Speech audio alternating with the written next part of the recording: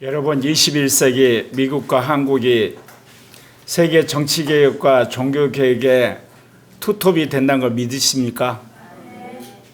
제가 이번에 미국의 트럼프 대통령 당선과 윤석열 대통령 12.3 계엄을 보면서 역시 성령께서 가르쳐주지 않으면 우리가 알 수 없구나 새삼 깨달은 게 있습니다. 중세 유럽의 세계는 종교가 모든 것을 좌우하는 시대였습니다. 카톨릭의 교황이 모든 것들을 움직이는, 그래서 카톨릭 교황 밑에 황제가 있고 영주가 있고 귀족들이 그런 시대였기 때문에 유럽의 기독교를 개혁하는 것은 종교 개혁이 먼저라는 거죠. 로마 교황권을 개혁하는 것이 먼저였던 거예요. 그러나 이 종교 개혁은 필연적으로 정치 개혁이 따라올 수밖에 없었어요. 몇 번 말씀드렸지만 카톨릭 황제가 있는 지역의 수많은 개신교인들이 붙잡혀서 죽기도 하고 핍박을 당하고 조롱을 당하고 재산상의 손해를 받았어요. 그리고 이 개신교 영주가 사는 곳에 사는 카톨릭 신자도 똑같이 핍박을 당하고 고통을 당하고 힘들어했던 거예요. 영국 같은 경우는 성공의 왕이 집권을 하게 되면 카톨릭 신자들이 핍박을 받고, 반대로 이제 카톨릭 여왕이 권력을 잡으면 수많은 청교도들과 카톨릭 신자, 성공의 신자들이 죽임을 당하고 핍박을 당했어요. 그렇기 때문에 유럽의 수많은 사람들의 소원은 뭐냐? 정권이 바뀌더라도 종교적 이유 때문에 죽임을 당하거나 핍박을 당하거나 손해를 당하지 않는 것, 그거를 최초로 이룬 나라가 1776년 미국에서 독립전쟁이 이루어지는 과정 속에서 독립선언서가 이루어지게 됩니다. 그때 수정헌법 1조에 뭐냐면 국가는 어떠한 이유에서든지 한마디로 종교를 한마디로 탄압하는 그런 법을 만들 수 없다는 걸 만든 겁니다. 그때부터는 대통령이 카톨릭 신자든 개신교 신자든 막론하고 기독교인들이 핍박을 당하지 않고 손해를 당하지 않는 종교의 자유가 보장된 겁니다. 그러니까 최초로 보장된 자유가 실은 종교의 자유예요. 그리고 정치의 자유, 그 다음에 이제 경제의 자유, 사회의 자유, 교육의 자유, 이렇게 된 거거든요. 그런데 21세기 가장 강력한 권력을 가진 건 정치입니다. 그렇기 때문에 정치가 개혁돼야 됩니다. 미국의 이번에 트럼프 집권을 보면서 제가 그걸 느껴요. 미국 사회에서 1960년대부터 이 동성애 합법화 운동이 일어나게 됩니다.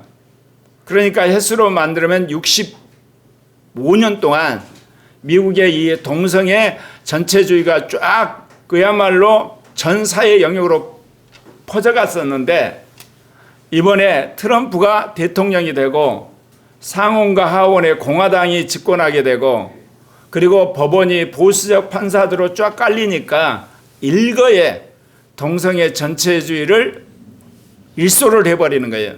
트럼프 대통령이 성은 남성과 여성뿐이다.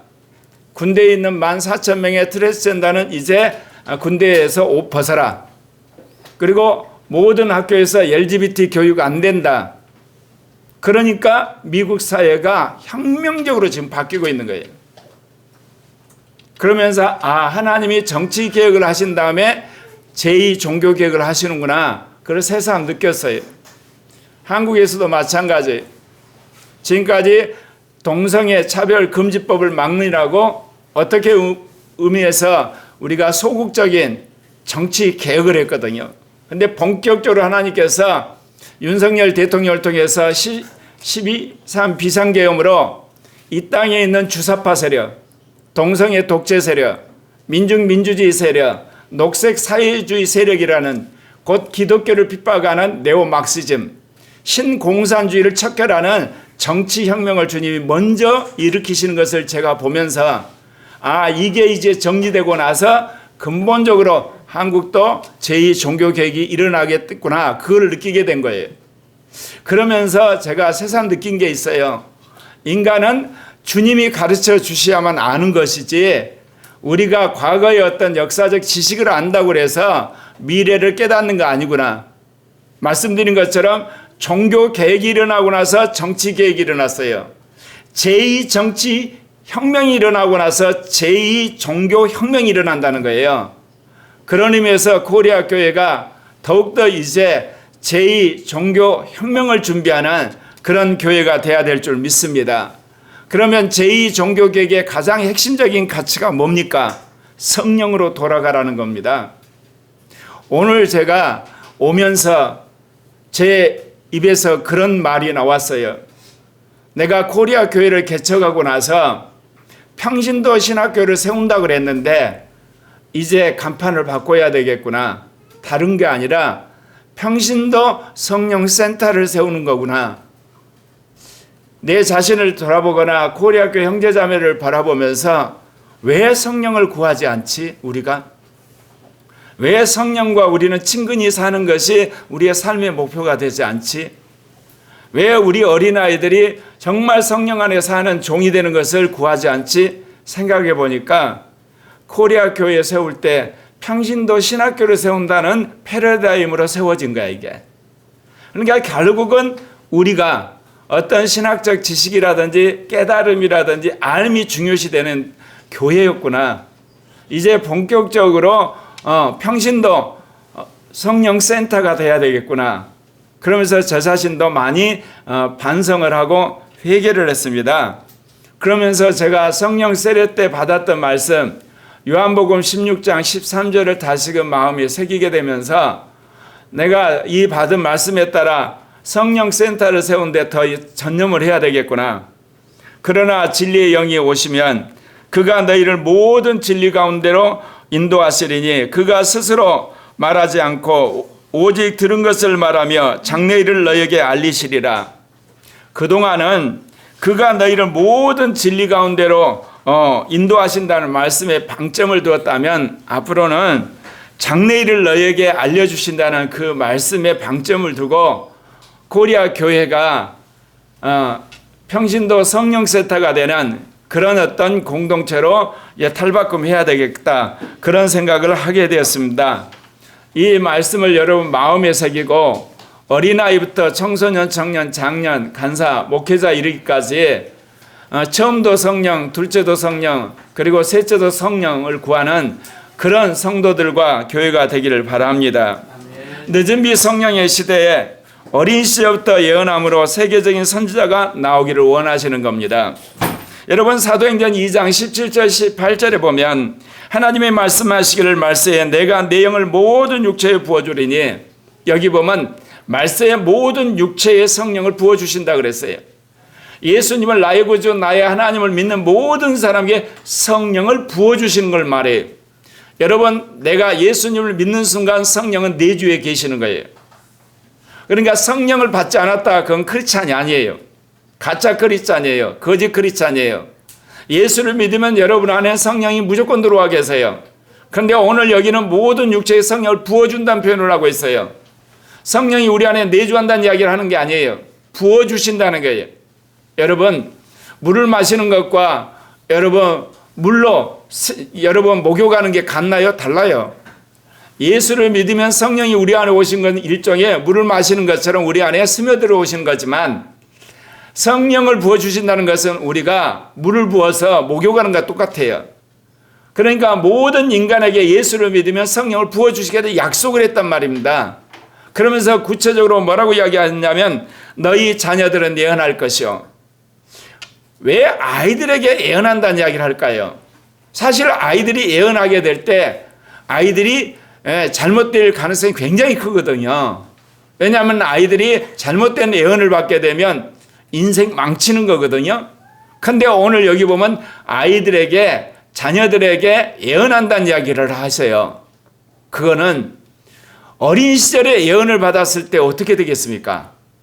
요즘엔 100세 시대잖아요.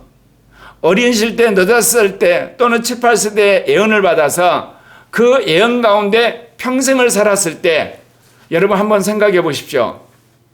그 사람이 어떤 사람이 되어 있을까? 성경의 사도 선지자를 능가하는 탁월한 사람이 될 수밖에 없는 거예요. 근데 우리는 이 말씀을 안 믿는 거예요. 그러니까 이거를 과거에 있는 과거의 해프닝으로 치부를 하는데 미안하지만 과거에 이것이 일어난 사건이 없어요. 초대교회도 일어나지 않았어요. 중세교회도 안 일어났어요. 근대교회도 안 일어났어요. 그렇다면 늦은 비 성령 시대인 지금 반드시 일어나야 되는 거예요. 그리고 실제로 일어날 수 있는 시대가 온 거예요. 왜 그러냐면 아이들이 요즘엔 5살만 되면 성경을 읽을 줄 알아요. 성경을 읽을 줄 안다는 이야기는 말씀을 깨달을 수 있다는 거예요. 그리고 이해한다는 거예요. 그러니까 이 말씀은 실은 여러분 초대교회에 해당된 말씀이보다는 21세기 늦은 비 성령의 시대에 아이들에게 해당된 말씀인 거 믿으십니까? 그래서 코리아 교회 아이들 태어나면 말하기 시작해서부터 엄마 아빠가 성령 충만하고 아이들의 성령 받게 해서 평생 애언하는 아이로 키우게 될 때 그는 민족은 물론이고 세계를 돌아다니면서 강력한 성령의 역사를 일으키는 복음의 증인이 되리라 믿습니다. 너희 젊은이들은 환상을 보고 이 환상에서 비전이란 말이 나왔죠. 예, 비전, 환상을 보는 거. 여기서 보면 특별히 본담 표현을 쓰죠. 젊은이들에게 있어서 자기의 꿈을 이야기하고 환상을 이야기할 때 그 삶에 있어서 활력이 넘치는 거예요. 젊은이들은 예언을 듣기보다는 자기가 실제로 눈으로 봐버리는 그것이 강력하게 마음에 새겨지는 거거든요. 여러분, 오늘날 라디오 듣는 사람 있습니까? 사람들 TV를 보죠. 오디오보다는 여러분 비디오가 나온 거예요. 환상을 보게 되면 그것이 사람들에게 전율을 일으켜요. 그래서 젊은이들이 장래 자기에 대한 환상을 보게 되면 그것에 매료되어서 자기 인생을 던지게 되는 거거든요. 제가 이렇게 바뀌게 된 것도 성령 세례 받을 때 환상을 봤는데 그것이 너무나 강력하게 저를 엄습했기 때문에 이날까지 그게 원동력이 돼서 저를 밀고 오는 거거든요. 생각해 보십시오. 43년 동안 여러분과 더불어서 제2종교개혁을 부르짖고 그리고 거기에 대한 신학을 정립하고 전략을 세우고 그리고 리더십을 세우고 오는데 제가 좌절하지 않고 온 이유가 뭐겠어요? 워낙 세게 환상을 받아버린 거예요. 사라지지를 않는 거예요. 그래서 젊은이는 무엇보다도 예언의 말씀도 듣는 것이 중요하지만 정말 환상을 보고 강력한 꿈을 꾸게 될 때 자기가 생각만 하게 되면 자기 안에 정말 아른거리는 그런 환상. 그래서 오늘 그 이야기를 하는 겁니다. 그리고 너희의 늙은이들은 꿈을 꾸리라. 여러분, 늙은이들은 꿈을 꿔봤자 아무 소용이 없어요. 죽을 날만 기다리는 사람들인데, 그런데 늙은이가 꿈을 꿨다는 이야기는 새로운 인생을 그가 계획하고 산다는 거예요. 꿈이란 게 무엇입니까? 현실적으로 불가능한 거, 그러나 이루기를 원하는 이상 아닙니까? 근데 그게 성령이 꿈을 주신다는 거예요. 나이가 되어서 그 꿈을 향해서 다시금 도전한다는 거예요.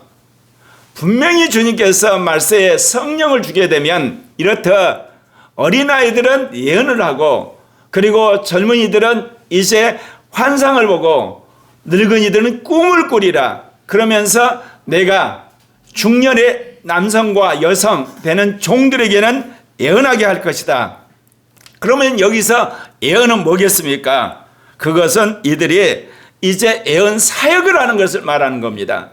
말세에 하나님의 종이 되는 사람들은 무슨 은사를 받아야 되느냐? 예언의 은사를 받아야 돼요. 여러분 실감하지 않습니까? 예언의 은사를 받으면 여러분 모든 주식선 시장을 다 쓸어담는다니까요. 채권 시장 다 쓸어잡고 모든 여러분 선물 시장 쓸어담는 거예요, 여러분. 그리고 모든 선거에서 당선되는 거예요. 그리고 모든 개발에 앞서가게 되는 거고. 왜 예언이라는 게 뭐예요? 하나님께서 과거에 우리 지은 죄를 지적해서 회개도 시키고 오늘 우리가 살아가는 삶에서 잘못된 거 지적도 하지만 예언의 본질적인 것은 미래에 하나님이 하시고자 하는 일을 우리에게 가르쳐 주는 거 아니겠습니까? 근데 그 예언이 개인 차원뿐만 아니라 가족 차원, 그 다음에 지역 공동체 차원, 사회 차원, 나라 차원, 더 나아가서 세계 차원의 예언을 가르쳐 주게 될 때 그 교회나 그 민족이 세계를 앞서가는 것 아니겠습니까? 여러분, 주님이 말씀에 분명히 성령을 부어주신다 그랬어요. 나는 아무쪼록 오늘부터 코리아 교회가 이제 성령의 센터가 되기를 원해요. 여러분, 시간 나는 대로 여러분 성령을 구하지만 사실 성령을 구하는 것보다 더 중요한 게 있어요. 여러분의 가치관이 바뀌셔야 돼요. 성령 아니면 죽음을 달라. 성령 아니면 살맛이 안 난다. 성령 아니면 믿는 것이 무의미 될 정도로 성령의 목매는 가치관으로 바뀌셔야만 하는 겁니다.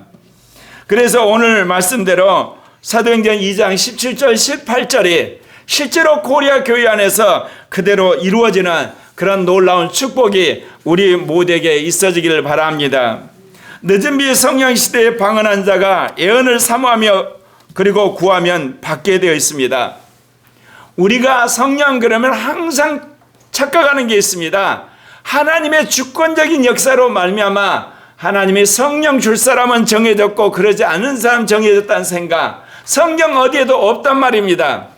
하나님이 우주 만물을 창조하고 섭리를 하는 데서 하나님의 주권을 이야기할 때 그렇지, 성경에 보면 성령을 뭐라고 그래요? 사모하라고 그럽니다. 특별히 오늘 고린도서 14장 1절에 뭐예요? 사랑을 추구하며 신령한 것을 사모하되 특별히 예언하도록 하라. 분명히 구약에 보면 예언을 사모하라는 말은 없어요. 구약에서는 어느 날 하나님의 영이 임해가지고 내가 너를 주의 종으로 삼았으니 이제 내 말을 전하라고 하는 강권적으로 하나님의 영이 임해가지고 선지자가 되는 것 우리는 성경에서 봐요. 그러니까 사람들이 아직도 구약시대의 성령관을 가지고 있는 거예요. 구약시대에 하나님의 영을 부어가지고 선지자로 불렀던 그 시대, 그것을 우리가 오늘 이 시대의 성령관으로 가지고 있는 거예요. 신약시대는 모든 사람에게 성령을 부어주신다니까요. 특별히 사도 바울이 뭐라고 그러냐? 너희가 사랑을 추구하며 신령한 것을 사모하되 특별히 예언하라고 했단 말입니다. 그 이야기는 이 사람이 지금 예언을 못하는 거예요. 신령한 것을 알기는 하는데 예언을 못하는데 예언을 하라고 그러잖아요. 그러면 예언을 사모하면 예언을 받게 되어 있다는 거예요. 어쩌면 43년의 제 인생은 영적인 걸 하나씩 하나씩 극복해 오는 과정이었거든요. 결정적인 것은 지난 4개월 전에 영적인 컴플렉스에서 제가 해방되는 것, 그리고 영적인 어떤 불안함, 영적인 어떤 그 나의 실수에 대한 내 자괴감, 거기서 해방이 됐는데 너무 간단한 거였어요. 43년 전에 제가 받았던 그 레마를 다시금 주님이 재해석해 주신 거예요. 요한복음 16장 13절에 그러나 진리 영이 오시면 그가 너희를 모든 진리 가운데 인도하시리니, 이 말씀이 레마로 돼서 제가 그동안 43년 동안 신학을 정립했다고 그랬잖아요. 그리고 설교를 준비하고 전략을 짜고 그리고 이념을 정립해 왔잖아요. 근데 그가 스스로 말하지 않고 오직 들은 것을 말하며 장래일을 너희에게 알리시리라. 장래일을 너희에게 알린다. 이 말씀이 다시 해석이 되면서 사랑하는 형제와 자매들이 정말 예언하기를 원한다면 그 예언을 하게 도와줄 수 있는 진리를 가르쳐 주신다는 거예요. 그 믿음이 저한테 온 거예요. 방언을 하게 되면 방언을 하게 하는 그런 놀라운 지혜를 저한테 주었잖아요. 마찬가지로 통변하기를 원하면 그 통변케 아는 진리를 가르쳐 줄 거라는 믿음이 온 거예요. 정말 여러분이 신유를 하기를 원하면 신유에 이르게 하는 그 길을 주님이 가르쳐 주실 거라는 거예요. 예. 정말 여러분이 영분별의 은사를 받기를 원한다면 영분별에 이르는 그 길을 주님이 가르쳐 줄 거라는 믿음이 왔다는 겁니다. 사랑하는 형제 자매 여러분, 그렇다면 여러분이 해야 할 일이 무엇이겠습니까? 여러분이 예언하기를 원하셔야 됩니다. 여러분이 통변하기를 원해야 됩니다. 여러분이 신유의 은사를 받기를 원해야 되는 겁니다. 여러분이 지혜의 말씀을 받기를 원해야 되는 겁니다. 여러분이 지식의 말씀을 받기를 원하게 될 때 하나님이 부족하지만 저를 통해서 여러분에게 그런 영적인 수준에 도달하는 지혜를 주시라고 확신합니다. 그래서 오늘 이 말씀대로 우리는 방언을 받은 고리학교의 모든 형제 자매들은 이제 통변하기를 원하고, 예언하기를 원하고, 영분별을 받기를 원하고, 병을 고치기를 원하고, 능력 행하기를 원하고, 지식의 말씀을 받고, 믿음의 은사를 받고, 지혜의 말씀을 받기를 원하고, 찬양의 은사를 받고, 그리고 사람들을 가르치는 은사를 받고, 구제하는 은사를 받고, 그리고 수많은 악한 영을 때려잡는 그런 놀라운 은사를 사모하는 여러분 되시길 바랍니다. 아멘. 그래서 그 모든 것들이 여러분에게 실제가 되어서 여러분이 신령한 삶을 살기를 원하는 겁니다. 아멘. 그런데 우리가 이런 신령한 것을 사모하고 신령한 자가 되는 데는 우리의 삶에 있어서 단계가 있어요. 무엇보다 예수를 믿고 나서 여러분이 첫 번째 단계 뭐합니까? 죄 안 짓는 것, 악한 짓 안 하는 것, 남한테 나쁜 짓 안 하는 것, 그리고 이 땅에서 정말 법을 어기지 않는, 그야말로 양심의 가책 당하는 일을 하지 않는 것, 이성적으로 정말 거짓된 일을 하지 않는 것, 그 다음에 신앙에 있어서 정말 주님이 싫어하는 일을 하지 않는, 한마디로 말해서 지옥 가지 않는 사람 되는 것, 여러분 신앙생의 중요한 목표잖아요. 예수를 믿어서 이름 석자는 하늘나라 생명책에 기록이 되어 있지만, 내가 예수를 배신하지 않고 끝까지 주님을 믿는 사람이 되는 것, 한마디로 말해서 죄를 짓지 않는 사람이 되는 거잖아요. 예. 그래서 그걸 벗어나는 것은 이기는 자가 되는데, 그런데 이기는 자가 되려면 근본적인 이긴 자가 되면 두 번째 단계를 통과해야 되죠.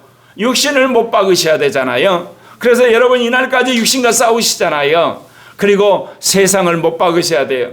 세상을 사랑하게 되면 세상과 따라가다가 여러분 멸망의 길로 가게 돼요. 그리고 옛사람을 벗어버리고 율법에 대해서 죽고, 그리고 원죄에 죽는 사람이 되어서 확실하게 이기는 자라고 도장을 받는가, 우리의 삶의 목표 아니겠습니까? 여러분, 제가 요즘에 한국 교회를 보나 한국 사람들을 보면서 두 종류를 봐요. 부정선거 있다, 부정선거 없다. 한국이 점진적으로 공산화가 되고 있다, 한국은 자유민주 체제라고 두 종류로 완전히 나눠 있어요. 누가 맞을까요? 지금까지 부정선거 없다는 사람들은 다 어때요? 극우 꼴통들이라 그랬어요. 혐오 세력들이라 그랬어요. 머리가 빈 세력이라 그랬어요. 그러나요, 지금?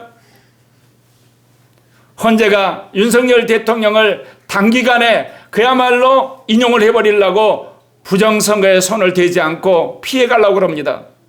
그 많은 부정선거 증거가 있는데도 인정하지 않습니다. 왜 그렇습니까? 한국 사회 안에서 주사파의 교육을 받고 민중민주주의 교육을 받은 사람들, 동성애 독재의 친화적인 사람들, 녹색 사회주의, 신공산주의에 사로잡은 사람들의 사고방식이 뭔지 아십니까? 부정선거 없다는 겁니다. 그리고 중국이 한국에 얼마나 침투했던 걸 아십니까?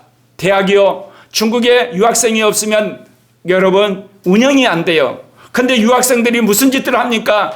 탄핵 찬성 집회에 왔다는 것, 여러분 유튜브에 그 증거가 잡혔지 않습니까? 중국 공산당이 시킨 거예요, 여러분. 그리고 한국의 언론사 JTBC 같은 경우도 중국의 텐센트가 1,000억이나 투자를 했어요. 한국의 언론사를 중국의 자본들이 잠식을 해. 카카오를 여러분 중국 자본이 투자한 거 아세요? 2대 주주예요. 맘만 먹으면 카카오의 모든 것들을 중국이 다 여러분 정보 빼갈 수 있는 시대가 된 거예요. 이미 중국이 한국의 언론사, 정치계, 그리고 대학까지 자본으로 침략한 거 아세요? 이거를 몰라요. 왜? 이미 친중국어가 돼 있어요. 그리고 조선족들이 중국 국적을 가지고 한국에서 의료보험과 그리고 수많은 혜택을 받는 거 아세요? 동포라고 그래서 그동안 우리가 묵인한 거예요. 그런데 그들은 공산주의자들이에요. 반대한민국 세력인 거예요. 그런데 그거를 봐준 거예요, 여러분. 이런 생각을 국민 절반들이 인정을 안 해요. 누가 골비었나요? 역사가 증명할 겁니다. 나는 이거를 지금부터 40년 전에 경험했어요.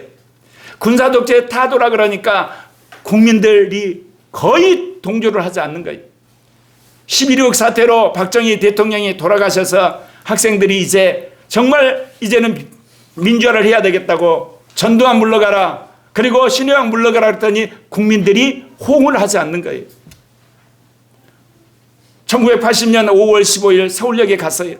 16일 날로 서울에 나갔는데 국민들이 호응하지 않는 거예요. 무려 7년 동안 국민들이 조용했어요. 그때 국민들이 골비었어요. 학생들이 깨어났어요. 그런데 7년 동안 학생들이 분신자살하고 감옥 가고 그리고 수없이 핍박을 받았어요. 그리고 그야말로 퇴학당하고 7년이 됐을 때 1987년대 비로소 시민들이 나오기 시작하면서 그 유명한 6.29 선언이 있게 되고 대통령 직선제가 이루어진 거예요. 오늘날은 거꾸로 된 거예요. 민주화를 했던 세력들이 이제 국민을 완전히 세뇌시켜서 개돼지로 만들고 있는 거예요. 나는 역사를 이거를 보면서 정말 절대적인 권력은 절대적인 타락하는구나 그걸 느껴요. 여러분 왜 한국과 미국, 한국 교회와 미국 교회 안에서 이렇듯 부정선거와 신막스주의에 대해서 신공산주의에서 이렇게 투철하게 싸운지 아십니까? 미국 교회와 한국 교회가만이 선진국 교회 중에 선진국 중에서 성령 충만한 교회이기 때문에 그래요. 서구라파 교회는 완전히 성령이 떠난 교회예요.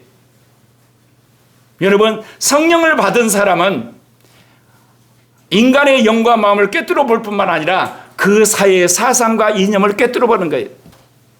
여러분 독일이 지금 망해가는 거 아십니까? 프랑스가 영국을 그리고 프랑스를 독일을 전부 다 그들이 신막스주의 네오막시즘 속에서 사회민주주의로 그들이 갔어요. 그러면서 결국 교회가 고사됐어요. 16년 동안 독일의 최장수 총리라는 메르켈 총리가 독일을 망하게 했어요. 한동안 사람들이 박수를 쳤어요. 안보는 미국에 의지하고 에너지는 러시아에서 값싸게 가져오고 모든 물건은 중국에 팔았어요. 그래서 박수를 쳤어요. 지금 어떻게 됐습니까? 독일이 완전히 무너져 내리고 있어요. 프랑스도 비슷해요. 영국도. 이건 뭐를 말하느냐? 영적으로 깨어있는 교회, 성령에 깨어있는 교회가 역사를 꿰뚫어보고 앞서가는 거예요. 그런 의미에서 38개가요 OECD 국가 중에 성령 받은 교회, 성경 말씀에 서 있는 교회를 들자면 한국과 미국뿐이에요. 그래서 21세기 한국과 미국이 세계를 주도한다는 거예요. 그래서 그 홍역을 지금 치르고 있어요. 미국은 이미 벗어나기 시작했고 이제 한국은 이걸 벗어나려고 하는 겁니다. 사랑하는 형제 자매 여러분, 성령의 시대에 어찌하든지 여러분 방언하시면 이제 통변하시고 예언하고 영분별의 은사를 받으시기를 바랍니다. 세 번째 단계는 뭐겠어요? 주일 예배하고 헌금 드리고 그리고 큐티하고 성경 묵상하고 그리고 복음 전하고 그리고 정직하게 살고 열심히 살고 사회적인 직장성에 사는 것, 우리가 흔히들 생각하는 크리스찬의 정상적인 모델이죠. 대부분 오늘날 복음주의인 교회들이 이런 것을 이상향으로 삼고 제자훈련 하잖아요. 근데 주님이 우리에게 요구하는 게 뭐겠어요? 네 번째 단계. 신령하게 살고 거룩하게 살며 마귀를 때려잡고 가는 곳마다 복음을 증거하고 은사로 사역하는 하나님의 사람을 세우기를 원하는 그런 교회가 돼야 된다는 겁니다. 여러분 안에 이것이 가치관이 돼야만 여러분 성령 안에 살아가는 사람이 되는 거예요. 제가 43년을 살아오면서 어떻게 하면 내 자신이 성령 충만한 사람이 되고 거룩한 사람이 되고 하나님이 기뻐하는 사람이 될 건가? 기도 많이 하는 것보다 더 중요한 게 있어요. 가치관이 바뀌셔야 돼요. 그러니까 기도는 무슨 기도를 해야 하냐? 내 가치관을 바꾸는 기도를 하셔야 되는 거예요. 내 인생관을 바꾸고 세계관을 바꾸고 재정관을 바꾸고 교회관을 바꾸고 주일 예배관을 바꾸고 여러분 지식관을 바꾸셔야 돼요. 이게 바꾸지 않고 앉아서 허구한 기도해봤자 성령 충만하지 않습니다. 한번 여러분 삶을 돌아보십시오. 허구한 날 성경 많이 읽어도 사람이 바뀌질 않아요. 왜? 가치관이 안 바뀌었으니까. 성경을 왜 읽나요? 가치관을 바뀌기 위해서 여러분 읽는 거예요. 세계관을 바꾸고 인생관을 바꾸기 위해 성경을 읽는 거예요. 교회 왜 나오나요? 여러분을 뜯어 고치기 위해서 나오는 거예요. 근데 한국 교회가 지금까지 뭐를 갖췄나요? 열심히 봉사하라고 그래요. 열심히 기도하라고 그래요. 열심히 예배드리라고 그래요. 사람이 안 바뀌었는데. 그러니까 오늘날 이 문제가 되는 거예요. 여러분 명확합니다. 여러분 봉사하기 전에, 여러분 어떤 사역하기 전에, 어떤 사람들 앞에 여러분이 크리스찬이라고 해서 나름대로 선교하기 전에 여러분 자신부터 바꿔지시기를 바랍니다. 어디까지 바뀌어야 된다고요? 4단계. 신령한 삶을 사모하고 거룩한 걸 사모하고 하나님 나라만을 사모하고 정말 예수의 증인이 되겠다는 단계까지 가치관이 바뀌셔야 돼요. 제가 이제서야 철이 든 것 같아요. 이제서야 이 가치관이 제 안에 들어온 것 같아요. 그러니까 평신도 신학교가 아니고 이제는 평신도 성령센터를 세우자고 한 것 보니까 그런 것 같아요. 늦은 비의 성령의 시대에 영을 소멸하지 않고 예언을 멸시해서도 안 됩니다. 이제 영을 따라 살아갔다는 가치관, 내가 거룩하게 살겠다는 가치관, 내가 정말 성경 말씀을 성취하는 사람으로 살아야겠다는 그런 성경관, 정말 나는 하나님 나라만을 위해 살아야겠다는 그런 인생의 철학이 여러분한테 새겨지게 되면 어떤 일이 벌어지겠습니까? 영을 소멸한다는 건 죽는다는 거예요. 예언을 멸시한다는 것은 내가 망하는 거예요. 그런 위기를 느끼게 된다 그 이야기입니다. 여러분 그러시나요? 일주일을 살면서 영을 소멸한다. 이건 나는 끝장나는 거다. 내가 예언을 이제 한마디로 멸시했다. 그러면 나는 사는 것이 아니다. 사도 바울이 그 이야기 하는 거예요. 데살로니가전서 5장 16절 12절에 항상 기뻐하라. 누가 여러분 기뻐하는 줄 아십니까? 영으로 사는 사람이 항상 기뻐하는 거예요, 여러분. 영은 모든 걸 초월하거든요. 모든 환경을 초월해요. 그러니까 항상 기뻐할 수밖에 없어요. 그리고 영이 내 마음을 붙들고 계세요. 기뻐할 수밖에 없죠. 여러분 인생 가운데 어려운 일 있잖아요. 영이 가르쳐줘요. 기다려라. 문제가 해결될 것이다. 그렇게 이야기하잖아요. 그러면 우리가 기쁜 마음으로 그 어려움을 돌파할 수 있지 않습니까? 그런 사람은 자연히 뭐 하겠어요? 주님의 계시가 오지 않으면 기도하게 되잖아요. 그래서 어때요? 쉬지 말고 기도하라. 그 마지막은 기도에서 응답을 받으면 범사에 감사할 수밖에 없죠. 지금 안 이루어져도 이루어지겠지. 감사하는 사람이 되는. 물론 이것을 의지적으로 적용해서 하시는 분이 있어요. 저희 어머니. 예. 정말 이 말대로 사세요. 항상 기뻐하고 쉬지 말고 기도하고 범사에 감사하라. 이번에 이제 구정 때 저희 어머니를 모시러 갔는데 타자마자 기도를 하세요. 여기까지 40분을 모시고 왔는데 계속 기도하는 거예요. 어떻게 좀 귀찮을 정도로 기도하세요.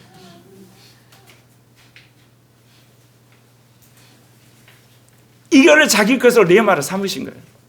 그런데 영으로 살면 자연스럽게 그렇게 돼요.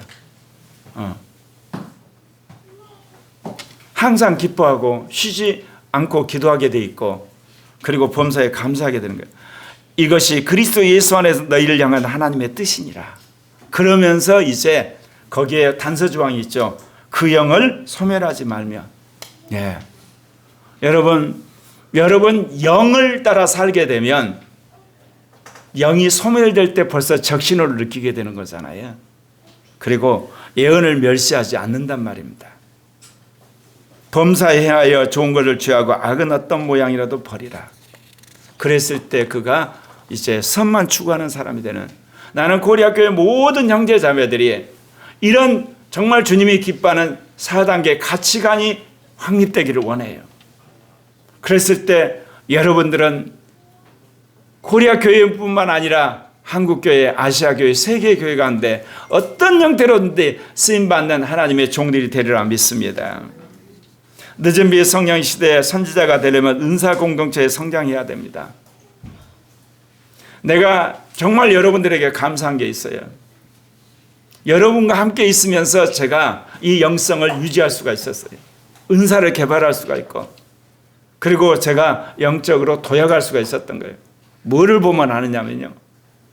지금부터 40여 년 전에 제가 성령 세례를 받고 나서 제 형제간들도 같이 성령 받게 되면서 같이 제2 종교 개혁을 하자고 했었어요.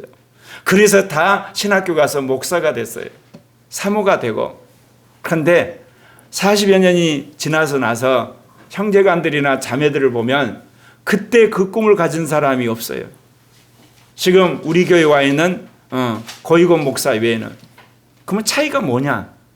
그때 다 성령 받고 제2 종교 계획에 붙어가지고 신학교 가지고 목사가 됐는데 결국은 속한 공동체가 다르니까 그렇구나.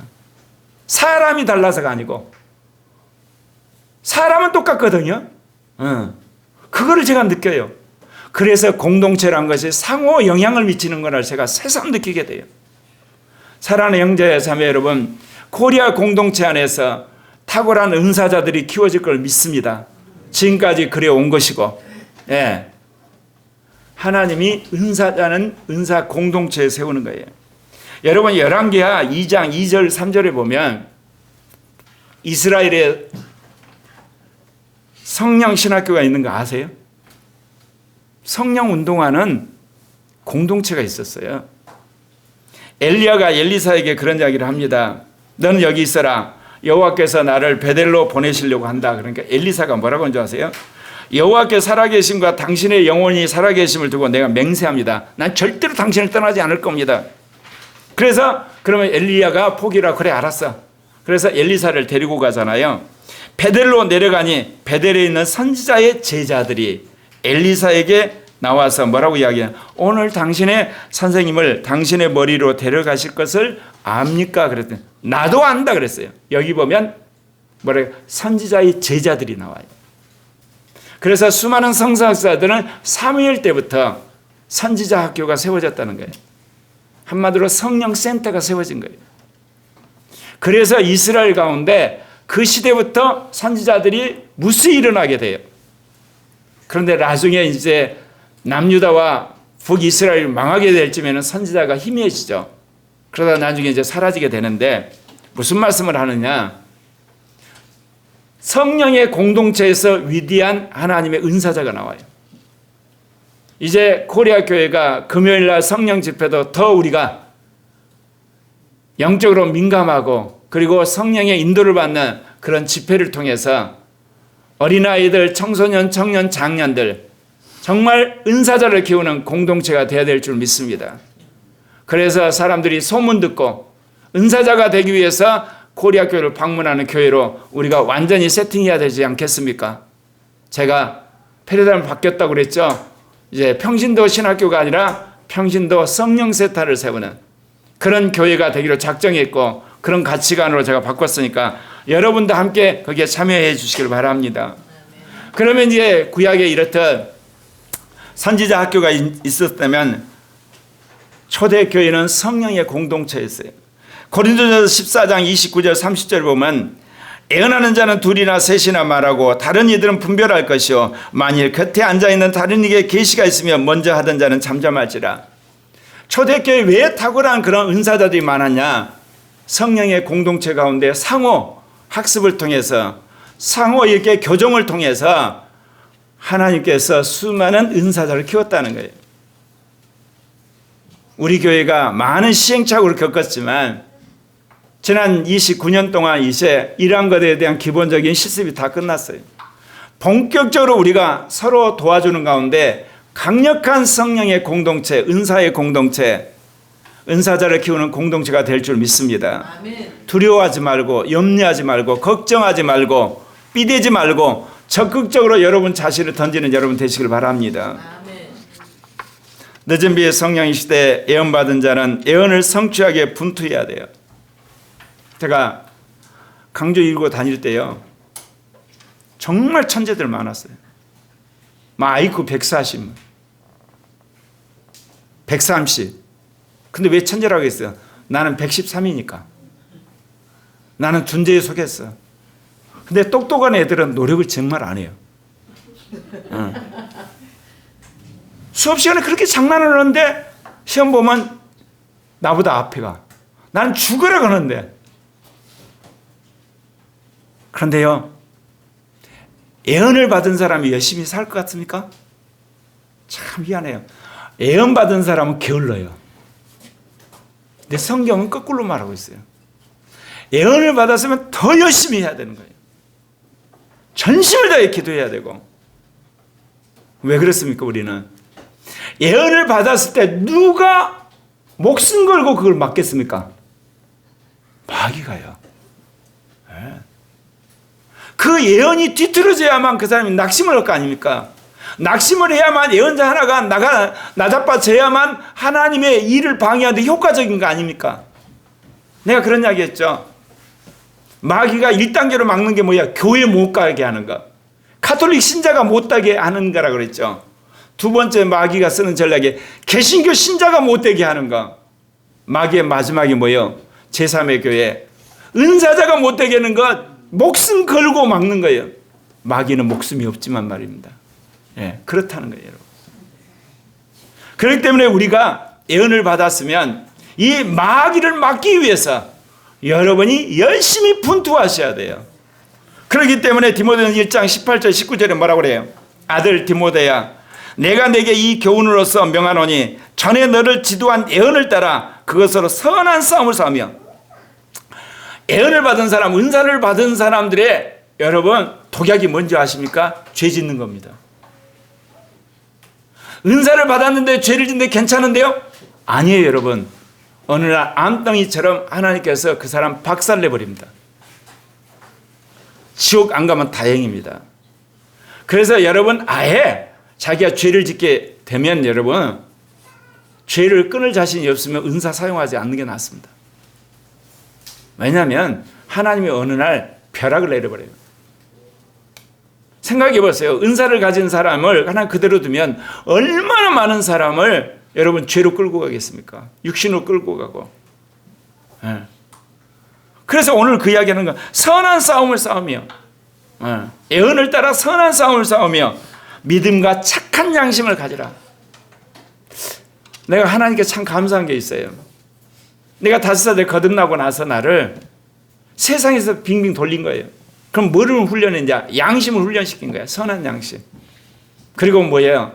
우리로 말하면 영적 이성. 그거를 주님 훈련시키신 거예요. 성령 운동하는 사람 치고 선한 양심 가진 사람 별로 못 봤어요.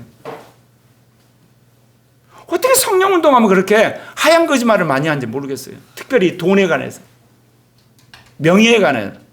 그런 짓 하시면 안 돼요. 처음에는 성령이 속임을 당하세요. 조종을 당하세요. 묵인하세요. 그러나 마지막 성령이 그 사람을 벼락을 내려버려요. 떠나버리세요. 그럼 지옥 가는 거예요, 여러분. 성령 받았는데 거짓하고 음란한 짓하고 그 다음에 여러분 돈 밝히고 그 다음에 사람들 위해 군림하는 짓 하시면 안 돼요. 성령께서 그 사람을 긍휼히 여겨서 이제나 저나 회개할까 기다리시는 거지 그것 묵인한 거 아니에요. 때 되면 정말 벼락 맞습니다. 망하는 겁니다, 여러분. 그래서 사도 바울이 디모한테 뭐라고 그랬어요? 믿음과 착한 양심을 가지라 그랬어요. 예. 어떤 이들은 이 양심을 버렸고 이 믿음에 관하여 파산했다 그랬어요. 그래서 나는 하나님께 정말 감사한 거예요. 내가 성령 운동을 하는 제2종교개혁의 신학자요 목회자요 은사자가 되기 전에 선한 양심의 사람이 되는 훈련시킨가, 믿음의 사람이 되도록 말씀에 훈련시킨가, 그리고 무엇보다도 주님께서 진리를 위해 싸우도록 훈련시키신 것에 너무너무 감사해요. 사랑하는 형제의 자매 여러분, 여러분이 정말 하나님의 기뻐하는 신령한 자가 되기를 원합니까? 여러분 선한 편에 쓰셔야 돼요. 여러분이 그렇죠. 왜 우리 목사님은 왜 그렇게 정치 이야기라도 한쪽으로 치우치고 경제 이야기도 그렇고 교회도 그런 줄 아세요? 선한 편에 서는 길로 작정한 거예요, 제가. 남이 알아주든 말든 양심이 말하고 성경이 말하고 성령이 말하면 그 편에 서는 거예요. 제가 아내한테 한 이야기 있어. 나는 인생 가운데 항상 비주류야. 대학 시절은 군사 독재 싸우느라고 비주류고 지금은 인테리 독재하고 싸우느라고 또 비주류고 고난을 밥 먹듯이 살지만 어쩔 수가 없어요. 성령을 따라 살고 거룩한 하나님의 종으로 살기로 작정했습니다. 늦은 비의 성령의 시대에 거짓 선지자, 거짓 사도들을 분별해야 돼요. 유튜브를 보면서 이 말이 실감을 해요. 성령 받은 모든 사람들이 다 잘났다고 유튜브를 하는데 정말 나는 불쌍해. 저 사람들 저 제대로 신앙생활해서 천국 갈 수 있을까? 자기가 성령 체험하니까 모든 게 다 된 줄 알고 자기 체험한 것 가서 그냥 납을 대는 거야. 그냥 그것이 옳다고 막 강변하고 자기가 계시를 받아서 어쨌다고. 얼마나 악한 영이 자기를 미혹을 해가지고 망가뜨린지를 모르는 거예요. 척을 알아야 되거든요. 척을 알아야 돼요. 12.3 비상계엄을 통해서 하나님이 2030을 깨웠어요. 제가 저번 날 이야기했죠. 8090은 방공 세대고 6070은 산업화 세대고 4050은 민주화 세대고 그리고 2030은 자유화 세대. 이 자유화 세대가 그야말로 한국을 선진국으로 통일 시대로 그리고 세계적인 국가로 만드는 그런 자들이 되리라 믿어요. 2030을 볼 때 제가 감탄한 게 있어요. 항상 팩트에 근거하려고 그래요. 팩트. 왜 2030이 그렇게 윤석열을 싫었다가 윤석열을 좋아한 줄 아세요? 팩트를 다 보니까 우리나라가 북중로 쪽으로 공산화가 되어가는 걸 느낀 거예요. 또 보니까 부정선거한 것이 명확한 거예요. 여러분, 그들이 이성에 밝아졌다는 거예요. 그리고 나름대로 양심이 선해 간다는 거예요. 4050은 완전히 이성이 둔해 있어요. 민주화 시대는 그래서 살아있는데 지금은 완전히 한마디로 골빈 사람들이 되어가는 거예요. 양심이 둔해져 가고 완전히 진영 논리에 살려가지고 한번 생각해 보세요. 전과 사범에 12개 혐의로 5개 재판을 받은 사람을 야당 대표로 지지를 해요? 완전히 마비되어 가는 거예요. 미쳐가는 거예요, 여러분. 그걸 내가 봤다니까, 신군부 시절에. 깨어날 줄은 몰라요. 결국은 자유화 세대가 일어나게 되고 그럼 나중에 깨닫게 될 거예요. 거짓 그리스도들과 거짓 선자들이 일어나 큰 표적과 기사를 보여 할 수만 있으면 택하신 자들을 미혹하리라. 사랑하는 형제 자매는 성령 받았다고 모든 게 면제되는 게 아니에요. 여전히 여러분 육신으로 유혹받을 수 있어요. 옛사람이 작동하고 세상이 여러분을 끌고 가요. 그래서 말씀드린 것처럼 오죽음 오신생을 당하셔야만 되는 겁니다. 어찌하든지 이 늦은 비 성령시대 거짓 사도와 거짓 선지자들에게 여러분 속지 아니하고 온전한 여러분 되시길 바랍니다. 그럼 어때요? 양심이 선해야 돼요. 이성이 여러분 새로워지셔야 되고 마음이 깨끗해지셔야 돼요. 그리고 믿음으로 사셔야 돼요. 영으로 살면 속지 않아요. 근데 이성이 둔하든지 양심이 악해지든지 마음이 더럽든지 아니면 거짓된 믿음으로 살든지 영으로 살지 않으면 미혹되게 돼 있어요. 그래서 주님이 우리 교회에 7통로 이야기 하신 겁니다. 아무쪼록 여러분 주님이 기뻐하는 7통로 세움으로 이 거짓 사도들과 거짓 선지자를 이기는 여러분 되시기를 바랍니다. 기도하겠습니다.